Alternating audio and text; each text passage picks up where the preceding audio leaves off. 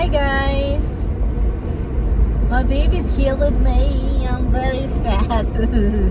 Pasensya na kayo So, kakarating ko lang sa bahay. So ngayon, naalis na naman ako dahil po I'm going to... Where are we going? Popeyes daw mga labsoy. Punta na naman daw kami sa Popeyes. And you working tomorrow? Right? Yeah. Long hour, very very long, and then after going, when he get out from the job, so few hours later he's going direct to the other job. So walang pahinga. Si Tommy, isang lalaki na walang pahinga. Love, I'm going to, when I get back to the Philippines, few months later, few months before going back to the Philippines, can I buy a car? Second hand? You can. What? You can. I can? Second hand? Yeah. Cheap one. Well, ideally, you don't want to get too expensive. It's going to sit there. And it'll probably be dead before you get back there. 9 years later, it'll be really old second-hand car. So, yeah, it'll probably take on. Yeah, but before, Han, seriously. Let's sit there waiting for you. I'm going next year, right? Right. And then if I buy 1 month before I go back, is that 9 years to you? No. Okay, so what is But your then you problem? don't go again for another 9 years. No, I'm not going back another for 9 years. Are you kidding me? You're trying to separate me with my family for that long? I didn't separate you. You're the one who was having to go back. You didn't trust planes after the Malaysia crash. Like, there's always something that you didn't like. It wasn't me. You would want to go back. Oh, I'm So afraid why of you- planes. I'm afraid of the weather. I'm afraid of COVID. I'm afraid of this. I'm afraid of that.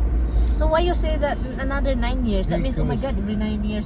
Can you imagine? This is the longest year that I don't go back to Yes. to see my family, I huh? know that.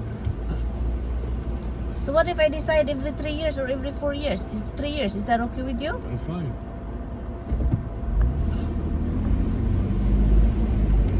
I used to go back home every 2 years, right? Remember? Yeah. After we get married.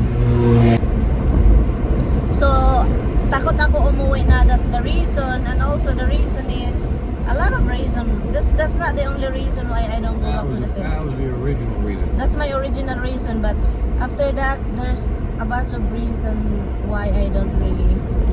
Well, then you look for reasons. Well, I was watching your mother, and then plus we get the house, we have more priorities, sir. But it's okay with you me buying a thing, right? Thank you, love. Thank you, big boy. So can I ask money from you with that from you? I have to, no? Well, I have my money. Well, but I will ask you because I'm not touching my money. I'm not touching my money. Oh, well, it's our money and I need it now. You remember that? Yeah. It's my money and I need it now. What? I love? Well, you're looking to get something more like a mini bus kind of thing. Yeah, that's it. It's like a utility van. It's like a bus. Open there's windows, and then everybody can get in there with the door and stuff. So yun yung hinahanap ko, mga loves. And then of course I asked Tammy's permission because every time what my decision or what I think of what I'm gonna do, I always ask Tammy, because even if I have money, I will still ask him because the money is, he knows everything. He has the money. You have the money and I need it now. Need it. You might see that now, honey. You cannot take it now, honey. Never know. Never know. I like this guy's wood. Wait, wood. Hello, that's a lot of wood, huh? Yeah. That's a really nice wood. It's a really like a bricks. No, it's not a bricks. Looks like a base, a beam. Yeah, it's like railroad ties. Hello mga loves! Good morning! Maayong aga po sa inyong lahat. Mga loves, i-share ko po lang ito. Hindi yun ito pagbabrag ha. Gusto ko lang po i-share sa inyo na nagpapasalamat po ako sa inyo ng dahil po sa pagpa-follow at sa panonood ng aming video ni Tammy sa page namin, yung Mary Ann and Tammy. Yun, doon tayo. Salamat po sa inyong suporta doon mga loves. Nang dahil katas po ito sa ating pag-video doon sa page ni Tammy. Sabihin ko po sa inyo mamaya mga loves yung rason kung bakit na pag-isip-isip ko na kailangan kong bumili ng transformer. Isa po itong transformer, I think it's a every wagon. Ang dami na po kasing gumagamit ng ganito mga loves. Yung mga talagang hindi sobrang mahal ba, of course may may kamahalan kumpara talaga, pero hindi siya katulad ng ibang mga sasakyan na sobrang mahal. Ito kapag alagaan mo lang siya ng maayos at ayusin mo talaga, hindi mo irubo-robo. So po ito, pwede po ito sa mga family. So andan yung sister ko, siya yung pinaglinis, siya yung naglilinis, siya yung nagbabantay, siya yung sa kanya nakapangalan. Explain ko sa inyo mamaya kung bakit nakapangalan po sa kanya, hindi po sa parents ko. Explain ko lang mamaya ha. Again, salamat po sa inyong lahat mga loves sa pagsuporta sa page namin ni Mr. yung Mary Ann and Tammy page. Hindi po ako updated noon, pero talagang salamat po sa inyo. Kahit hindi ako paminsan doon mag-upload, pampanagsa lang ba, paminsan lang. So pero salamat pa rin sa inyong bigay ng time sa panonood. So yun siya mga loves, madumi. So kaya sabi ko ng kapatid ko, ipalinis lang siya. Again, salamat po sa inyong pagsuporta sa aming page ni Tammy doon sa Mary Ann and Tammy. Thank you so much.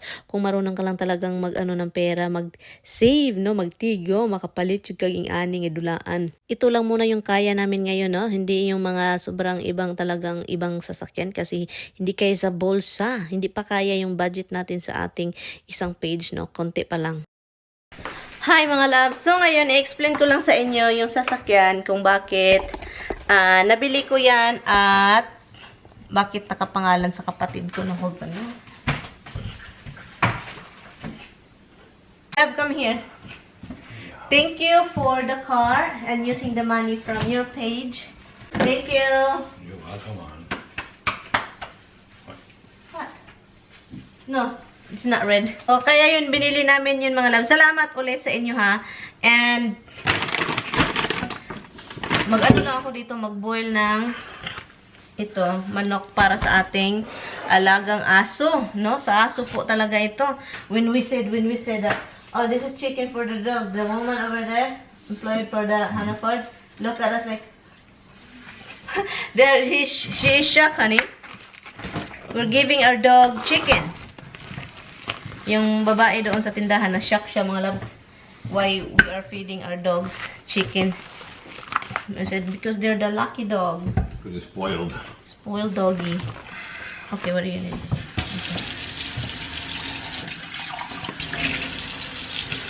So yun, salamat po sa inyong lahat. And the reason why pinangalan ko yun sa kapatid kong babae, at ang rason kung bakit binili ko is para sa pamilya talaga yun siya mga loves. Sa parents ko, no? Pero kailangan kong i-orient at ipaturuan yung ama kong mag-drive. So, ngayon, kung bakit sa sister ko, kasi po, gusto ko yung sasakyan na yun is maayos at hindi mabenta. So, yun yung rason, magpakatotoo na po ako dito. Baka magtatanong talaga, bakit wala sa kapatid mo? Bakit sa kapatid mo and hindi sa papa mo? So, magpakatotoo na po ako dito para hindi mabenta. Kasi, hindi ko na elaborate mga loves. Basta kayo parang hindi mabenta ba? Yung mga tao mahilig magbenta, kaya avoid tayo sa mga ganyan. And then, at saka sila yung pinagkatiwalaan ko sa sasakyan na yan. Kasi, yung parang maingat ba? Maingat. And then, sana naman, ipagpatuloy. Kasi kapag mawala talaga yung trust ng isang tao, mahirap po i-rebuild, no? Yung pagsalig, no? Mahirap. Mapamilyat man yan, mga kaibigan, ganon. Mahirap i-rebuild yung trust ng isang tao sa isang tao kapag meron ka ng mga kamalian ba. And yun, so kaya yun yung ginagawa ko mga love. Pero, para talaga yun sa family ko.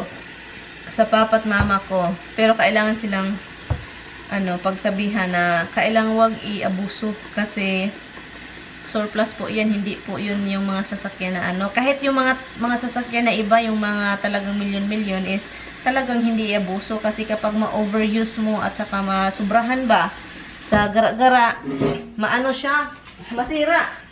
Kaya yun lang yung explanation ko. And pasasalamat ko sa mga supporters namin sa page ni Tami. So yun yung dahilan kung bakit nakabili po tayo at saka kinuhanan ko yung savings namin doon. Kinuhanan namin ni Mr. yung ano, kung ano yung kita doon. Sabi ko sa kanya, kunan na natin para naman may sasakyan sa Pinas, no? So kaya yun, nanghingi ako sa kanya kasi sa amin naman talaga yung page na yon. Mahirap kaya magkaroon ng sasakyan, yung maintenance, mga love. So kaya gusto ko talagang mag-ano yung family ko, yung parang asikasuhin ba, hindi nila abusuhin yung sasakyan kasi mahirap yung maintenance, ganon, lahat. Kung masira, mahirap. Ay, alam ko yung mga ganyan, mga loves, kasi dito, no, yung experience namin ni Tami.